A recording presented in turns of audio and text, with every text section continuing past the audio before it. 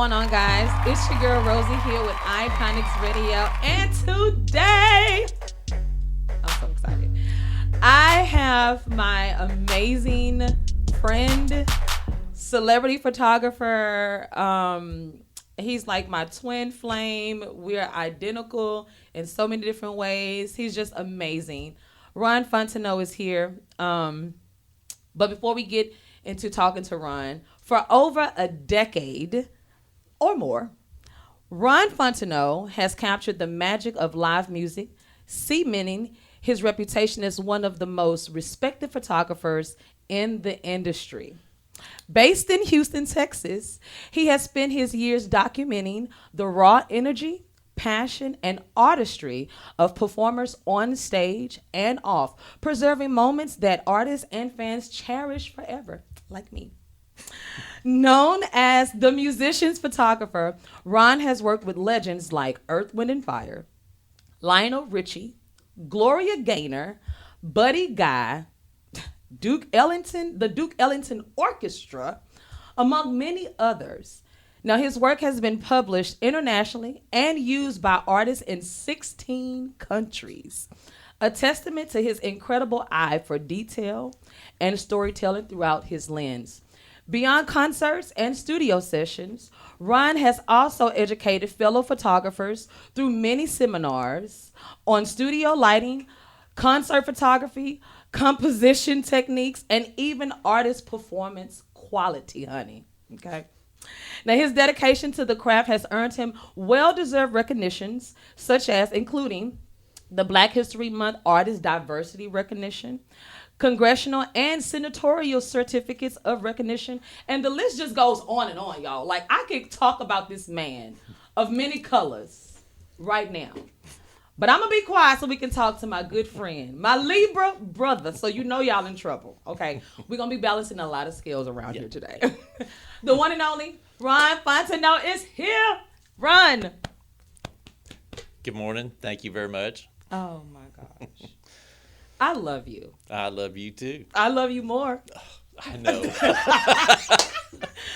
Ron, I don't even know where to begin, except I remember seeing you the first time at a springboard event. And there was this guy walking around with a camera. And I was like, oh, he's a photographer. But then before I even saw the camera, I saw his jacket. I saw his outfit. And I'm like, man, who is that? And so then I look up, y'all, he changed clothes. I mean, within like the same 2 hours, he changed clothes. He did not perform, but he was performing, honey, okay, in that outfit. You never let me down in fashion. By the way, we did not call each other and say, look, we're going to be wearing white today. This is just what me and Ron do. Just what we do. We had rhinestone sneakers on for Springboard Houston recently. Yep. We walked into Evelyn Rubio's birthday party and... Yeah, there we were. Right. You woke up this morning. What was the first thing you got a chance to do, my friend? I juice first thing in the morning.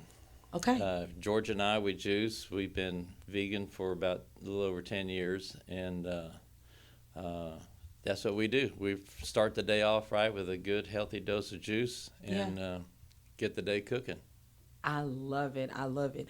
When you think of photography and how much it's evolved, oh my gosh.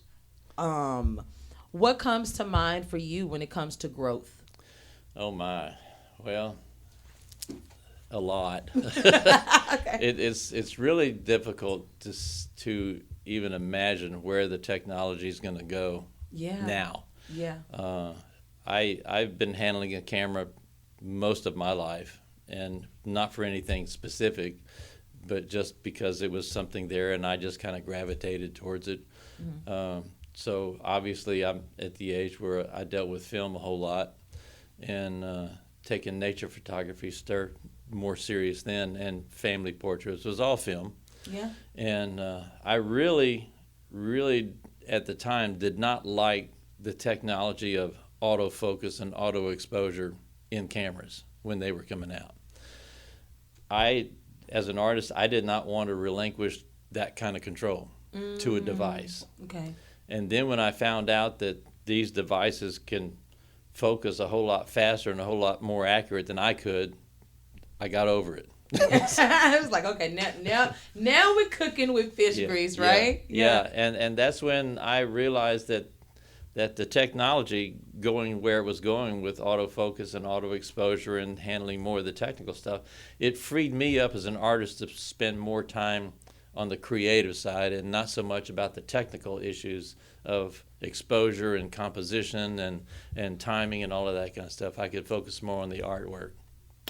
Wow. So today I look at the technology where this is going, because now we're in the throes of having AI in our pocket all the time, right here. There's right AI there. all over these things. Yeah. And as a person of a certain age, I really don't like the other people that are in my age that really don't embrace this kind of growth in technology, because I think it's so limiting when you do that. Yeah. So I'm really embracing a bunch of it. I run 15 softwares on my computer at home.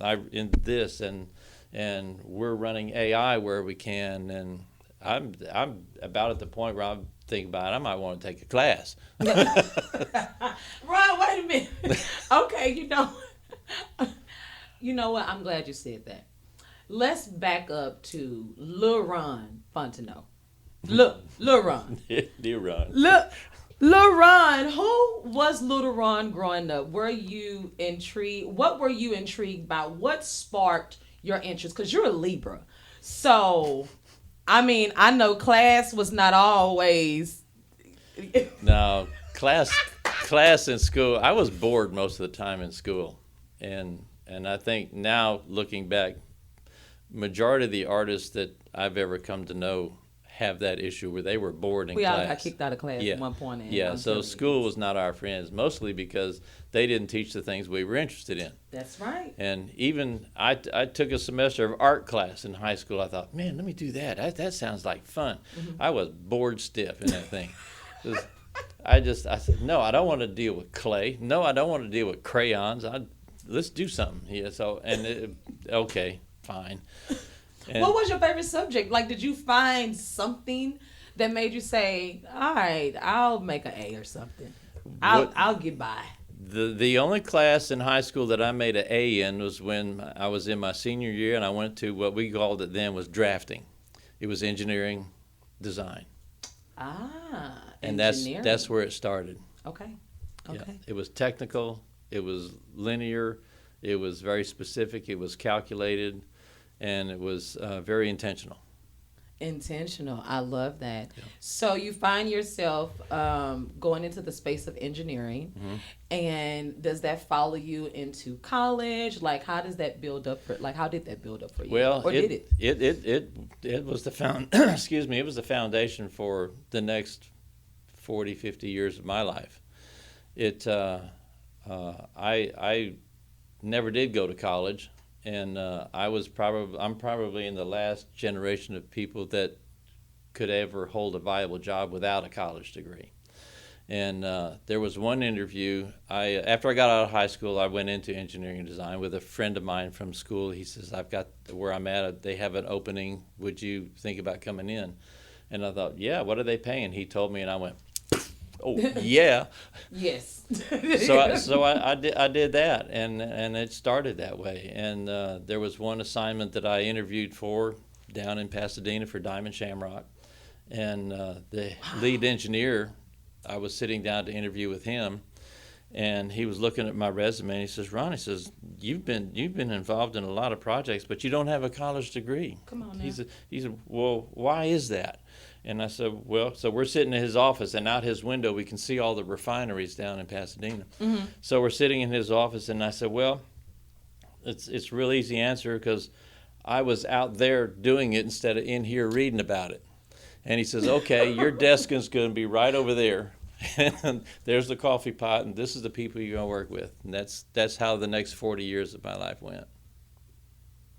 So you are a successful, well-knowledged engineer with no Well, college? I never could be called an engineer. Okay. I've worked with a bunch of them. Okay. I've always been called a designer. Ah. And I like that part better than the engineering part, because after seeing what the engineers had to do, I didn't want to deal that much with charts and graphs and paper. Gotcha. So I went to the design side, and I stayed on the design side. And so, Come on. so I didn't want to read about it. I wanted to do it and create it. And I passed up a lot of jobs that would move me up the chain into engineering corporate life. Yeah. And because I wanted to stay on the design side. Beautiful. Okay, guys. So you just literally had a glimpse of Ron's beginning, but 40 years into design and working with engineers, and I mean, wow. The plant life is real, y'all. It's a whole nother different world. Yeah. Now, being that you've got a chance you've captured so many legendary artists on stage, right? Mm-hmm. What's the most unforgettable performance you've ever photographed? Ooh, that probably, I'm going to say, probably Devin Allman. Okay.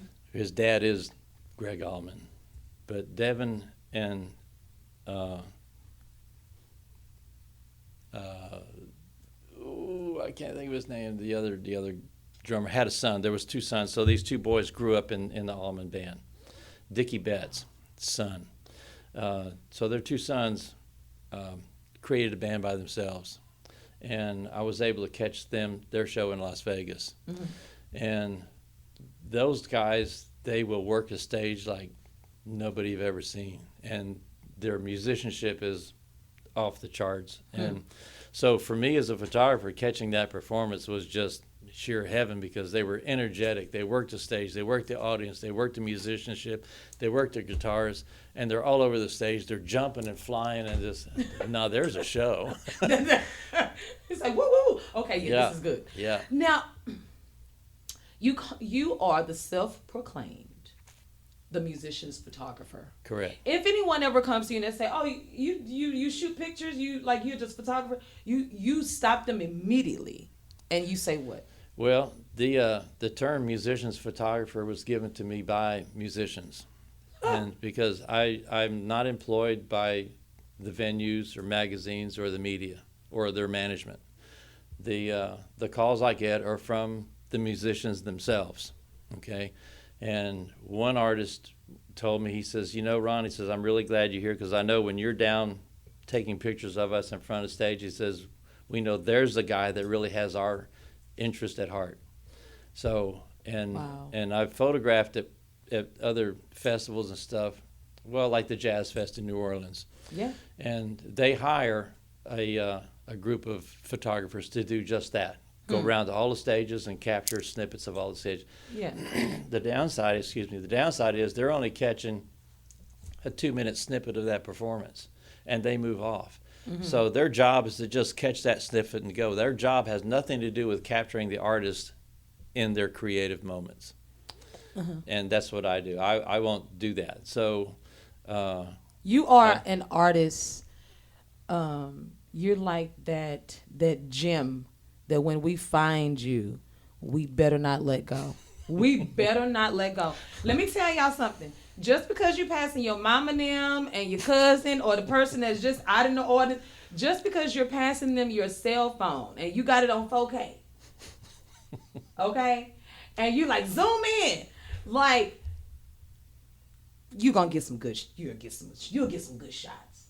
But when you're talking about the shots that are needed to brand you, when you're talking about the shots that people will be like, who did that? When did you do that? Or you can say, I made that face. It's like you are an artist's dream photographer. Thank you. So he ain't self-proclaimed, y'all. The artist, we named him that. Okay, so don't be self-proclaimed. No, we call him our photographer, the musician's photographer. Yeah. And not only that, he got fashion, period. So you gonna know when he moving around in that room. Now, there's something that you really take to heart when you're shooting artists. There's a quote that I did read that you posted on your website, and it's like an artist is getting ready for like 10 minutes or something. You're about to go on stage, you're prepping. Do you remember each line for line? No. But you go into say that you're feeling just as nervous. Oh, yeah. When that artist is getting ready to go on stage and do what they do. So I'm like, right. What? Yeah. That's deep. Yeah, artists have, for as long as they've been performing, they talk about having butterflies and nervous stomach about to go on and perform, and that's very normal. Georgia, my wife, is in dance. She had the same thing. And but I get butterflies as well and nervous moments before shows as well. And my worst one was in Vegas trailing the B.B. King's band. Come on. And I had somebody say, well, you nervous? I said, shit, yeah. So, well, you've been hanging with the band for a week. What's to be nervous about? I said, I'm not nervous about the band. I'm nervous about tripping and falling in front of those audience people up there. Because you finna get these pictures. That's it. And so I you know, my butt's hanging out there in front of God and the world and the audience, and if I trip and fall, that audience, everybody in the place is going to see that. Just right there. And then that's going to take away from the show. That's the fear. So, but once I got into it, you know, as normal as we do, the butterflies go away, and then we get into the moment, and we're doing our art, and then now it becomes that. And it's literally like you and the artist connect. Absolutely. It's like we know that you're there, and we can just have fun. We don't have to worry about if somebody gonna get the wrong shot, if they're gonna be filming everybody else in the audience. You know, they're gonna be self-reading while you on stage. Yeah. No, it's a connection. Yeah. And you are great at what you do, honey. Thank you so much. Oh my gosh. I'm going to get into our shoot that we got a chance to do, but most importantly, you are able to capture independent artists and also celebrity artists. Lionel Richie. I want to know what was it like shooting Lionel Richie? Oh my gosh. Yeah, it was like that. The guy he's a gentleman, and he is a performer's performer. And he gets on stage, and everybody in the audience feels an immediate connection to him. He might as well be in your living room having a conversation with you. And he gets up and does these songs, and he just doesn't come out and say, well, okay, now I'm going to do this. He just comes out and says, what y'all think about this? And then he starts in on a song like he would be singing at your house or something. And he just plays seems like it's impromptu. Of course, I know the difference. I know everything is very scheduled out for their stage. But that's not the way he presents it on stage. He presents it on stage like, let me play you something. And he'll sit down and he'll go play something. So his communication with the audience is just that informal and that connected. And to be able to capture that energy and activity on stage is crazy. That's a dream for us photographers. Wow. Gloria Gaynor. Oh, geez, there's another one. She's just a jewel in the business. My God. That woman, love you, Gloria. She is just so heartwarming and just... once you go up and meet her, it's like you've known her forever. Beautiful. She's just a warm heart. She's beautiful. Always has time for anybody in the audience. Walk around the room. She shuts out no one. So it's good. I could just go on and just say, how was this? What was this like? What did you do? Like, what did you... Yeah.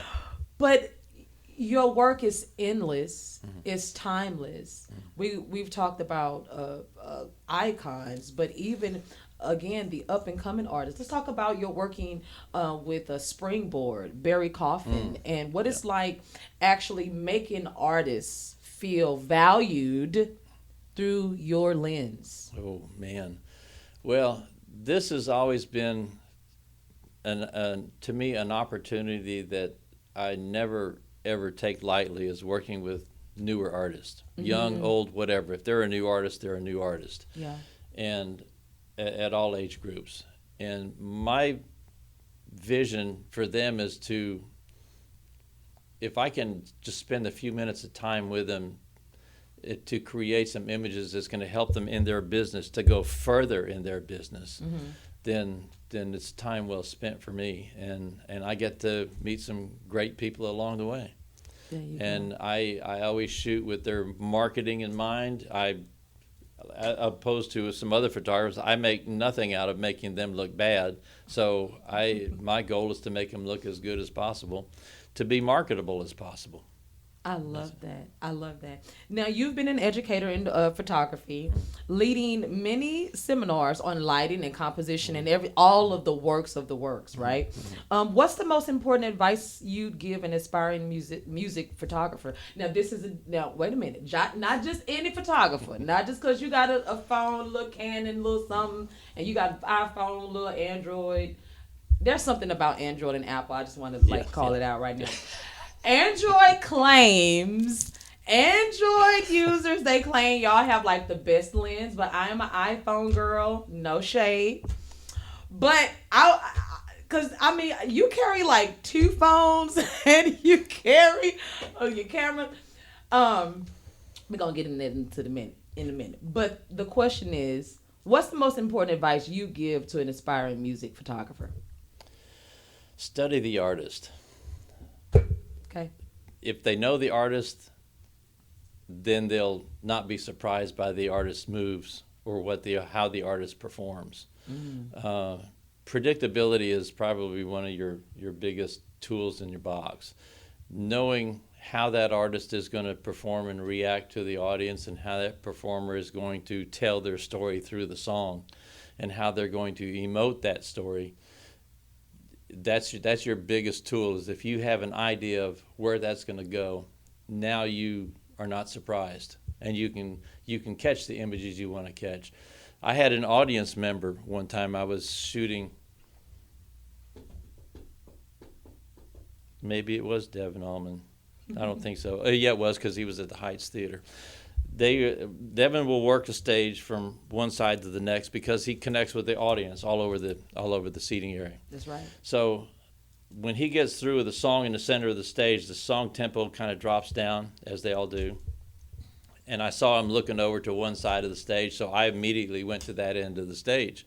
And sure enough, he comes over there and he starts working the crowd along that edge of the stage, communicating with him, doing this stuff, and reaching over and playing with him and stuff like that. And I was on the edge catching those great shots of him communicating with the audience member. Then he gets to the end and he does one of these flowing, flaming things like that again. And then that comes down to a lull. And then I go to the other side of the stage because I know what he's going to do. He's going to go to that other end of the stage, and here he comes. And an audience member says, "How did you know he was going to do that?" Well, because I watch him. You study him. And I want to get those shots of him communicating with the audience. And he'll give me a moment or two where he plays right to the camera. They all do. And that's great. I love that part. But that's not all the shots we get there. Because his marketing is based on how he moves the crowd, how he connects with the crowd, and the venue management people, they see that, and that's where they want an artist to come in. And then also, not only, now let me, well, I didn't ask a question. Android or Apple? Android. I love you. Even he though. dropped the bomb. Now this comes from celebrity photographer Ron Fontenot. He has spoken, guys. Android. It's just, Android. It is. It's just a tool. We all have tools. I use Canons. I'm not endorsed by any of them, but I use Canon cameras. Well, Android might be coming to endorse you soon because you showed the stamp that. Okay. Yeah. The battle is over, y'all. Android gets it. Okay. It does what I need it to do. Okay. Thank you, Yeah, Ron. that's Just it. keep rubbing it in. Yeah. No more 4K on my iPhone. I'm like, don't worry about 4K. Just call Ron. Get the Just Android. Ron, oh my God, I just love you. With over 150,000 images. He had to scratch his eye. Yeah. Again, with over 150,000 images of performers. Your archives are incredible. How do you organize such a vast collection? And do you have a personal favorite shot you've ever taken? Oh, well, for that kind of inventory, technology is my friend. Right. And I use an Adobe Creative Suite to handle all of that. Okay. And so therein, there's a tool called Lightroom, and I use that, and that handles everything I've got in my inventory. It's an internal database, so it keeps track of who's in the picture, when the picture was taken, all the critical information in the picture. So like when I take a picture of you and we come back a year from now and says, Ron, remember that shoot? We go, all I do is type in the search bar. I use the search bar. Let the tools go find it. That's and right. I'll type in Rosii, and it'll give me all the pictures of Rosii. No matter where she is, whatever folder it's in, whatever show it was on, I get that selection. And then I can do that. I had an artist to illustrate that. I had an artist call me one time, says, Ron, Rock and Blues International Magazine is wanting to use my picture in an article. Come on. There's a shot that we had when we shot together at a club in Houston, and do you remember that shot? I said, well, there was a lot of them. He said, yeah, but I was in there and I played with so-and-so, and I says, yeah. And so I started searching it up. So before I got off the phone with him, I located the picture. I sized it for the magazine people because I know what they want. And he told me the email of the editor, and I had it sent. So I had the image sent and sized to the editor before I got off the phone with him so that we would not miss print date. Y'all, it's about to get down, deep, and dirty up in here because watch this. Ron, branding is everything. Branding is everything. Yeah. You're not just a photographer. You're not just the musician's photographer. You also are a branding expert when it comes through visual. When it comes to an artist having a photo shoot, you're having a shoot. Cool photographer, they're like flipping up and down, telling you to like spin around and do all this other cool stuff. What happens with those pictures? Ron, let's talk about the importance of taking the pictures from the camera to the computer to then the outlet, like you just said, a club, a venue wanting this particular picture. How does that come about? Why is that important for an artist to have a branding plan in place? Mm-hmm. Well, for that to happen, your head has to go away from artists and into the business of marketing. And musicians and artists and performers, a lot of times they don't understand, but that they are business people. They are in a business. They are in the business of themselves, okay, and to promote themselves. And a lot of them, they don't like that part of the business because that's not what they specialize in. Mm-hmm. I relate to that. I'm not that good at it either. Ask my banker. He'll tell you I'm a crappy businessman. And so, but for me to take a photo of an artist, my head is automatically going into how can I use this composition to best illustrate that artist with marketing and plan. And one of the easiest ways to do is to set the artist on one end of the frame and have a lot of open area, which we call negative space, where insets can be placed to present gig times, new performances, new album releases, whatever news they want to create on that same image. So I photograph the image with that thought in mind. Mm. So it's not like I'm creating it afterwards, which we can. The technology lets us do that. But I create the image from the very start with those thoughts in mind of how we can use this image for album covers, EP covers, flyers, business cards, table tent things, all that stuff. Those thoughts are going in my head as I'm taking the picture. And y'all, I could tell you so many different examples of it is amazing, and the shoots are totally that detailed for branding purposes. So to keep that in mind when you booking a photographer. Don't just call in, you don't just go on Instagram, Facebook and just say, oh, I like his pictures. No. Make sure if you're an artist that you find the musician's photographer. Well, there's one thing that I tell many musicians because they'll ask me, how do I find a good photographer? Mm-hmm. And the thing that I spoke to this a lot in this last springboard was that as a performer, if you have a band and your bass player drops off for whatever reason, you're not just going to go down the neighborhood and see who has a bass guitar and can they sit in with you. That's right. They're going to need to know music. They're going to need to know their craft. They're going to need to be as much of an artist as you are. So you're going to put them through an interview. So when you hire somebody to have that much control over your images, okay, to be put in front of the world, that person needs to be through an even more intense interview with you. Because first of all, that photographer needs to be very passionate about their craft, and their skill, and what they do with it. Because if they don't have passion for what they're doing, they'll never understand your passion in what you do. It's just that simple. And I've seen many photographers who thought that they could just jump up and do this thing, and artists will grab them because they thought, well, this is the guy, he takes senior pictures, he does family portraits and stuff. None of them do what you guys do on stage. Right. So he has no idea what your business is like.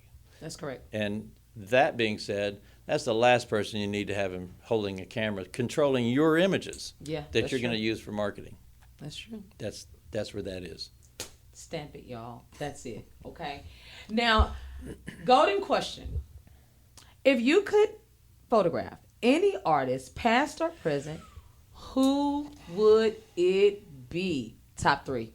God, dog. I said 3. At least I didn't say 1. Yeah, really. Okay. Top one probably would have been the Beatles. Okay. Prince. And Eric Clapton.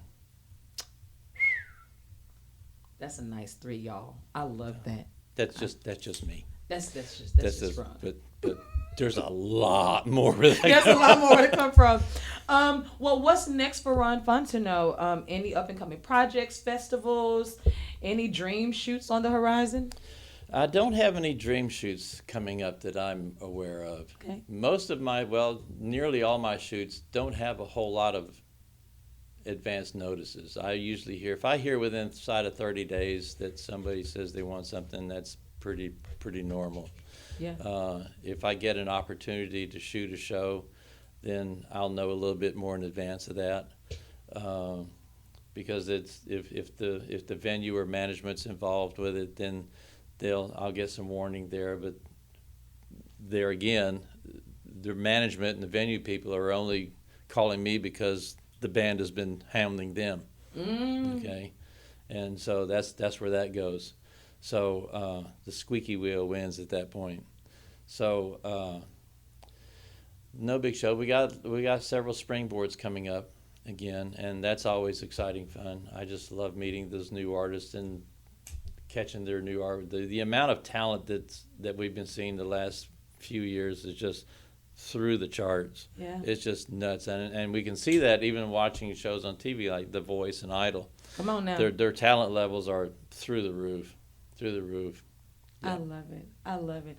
Ron, I just think this has been like an amazing journey for us all, especially getting a chance to actually sit here, talk to you, behind the scenes, learning so much. But I think it's almost time to play a game, Ron. You want to play a game? I suck at these games. Okay, go ahead. It's going to be so much fun. But before we do that, where can people find you and support you, my friend? Well, I'm based out of Houston, but my passport is good everywhere.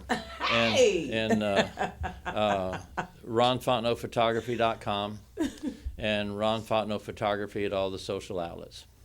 Ron, let's talk about the fashion real quick. Let's talk about this shirt real quick before we get Okay. What you got going? This is a Robert Graham design shirt. This got a little bit of age on it. It was back when Robert was actually doing his designs a lot. Uh-huh.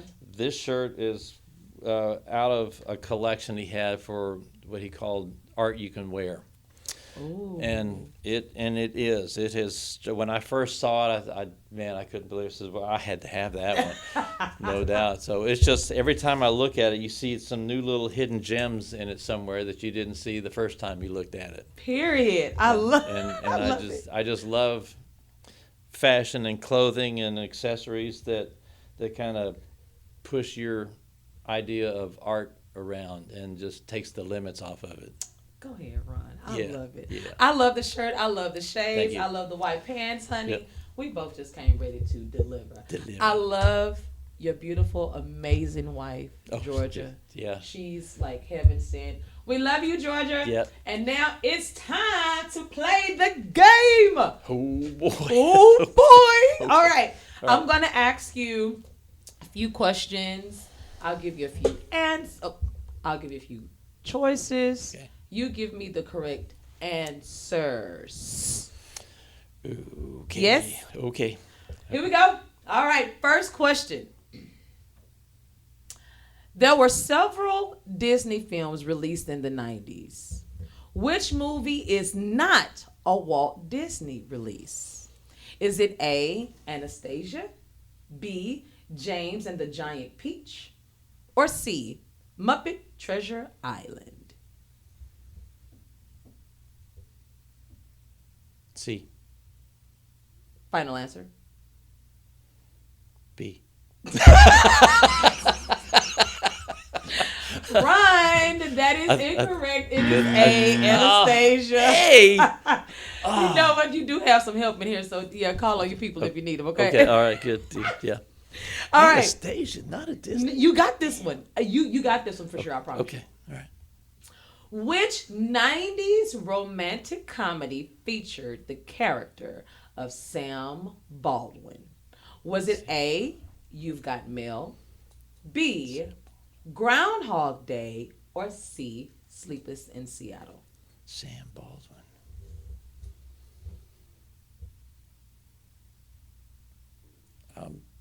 Maybe C. Final answer? Yeah. Correct. Okay. That's good. Madison High School stand up because your boy is representing, okay? Mad Okay. knows. Look. Now, okay, here we go.